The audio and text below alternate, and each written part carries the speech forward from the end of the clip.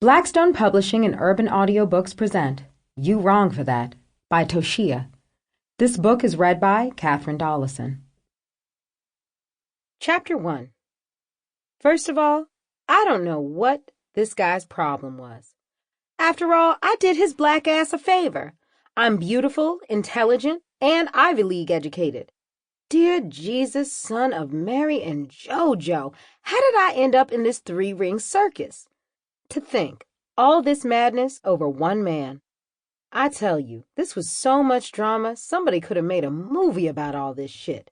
If I'd only heeded the words of my great-grandmother when I was a teenager. Grandma always said, God tries to warn us.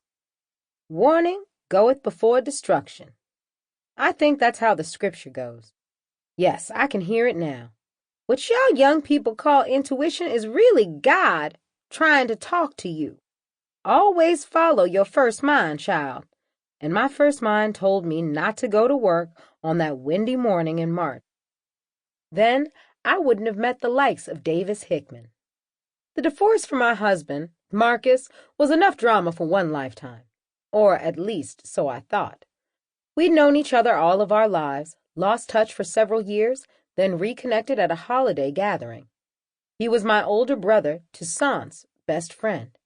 But I'd never really hung out with Marcus. I'd see him around the few times I went to visit my brother at medical school, but never really got much about him. Then, years later, when I saw him again, I was like, whoa, he is fine. He was tall and light-skinned with beautiful gray eyes and a six-pack that made me want to sop him up like a biscuit. Then he was also brilliant. On our first date, we talked about Tsar Nicholas and the Bolshevik Revolution in Russia. I was so impressed that he also believed the theory about Princess Anastasia escaping from Russia alive. That was the night I fell in love with him. We were married 2 years later. Our families were both from the islands, mine from Cuba and Haiti, his from Belize. Since our parents expected us both to date and marry other Caribbeans, our families were thrilled about us being together. He was a physician, and I had just completed my doctorate in international relations and marketing. We were a match made in heaven as far as they were concerned. Two young, successful people with the right backgrounds. Most of the guys I dated before Marcus were American. I'd never really had an allegiance to men from the islands, but Marcus was different. I thought he was the love of my life and that we would be together forever.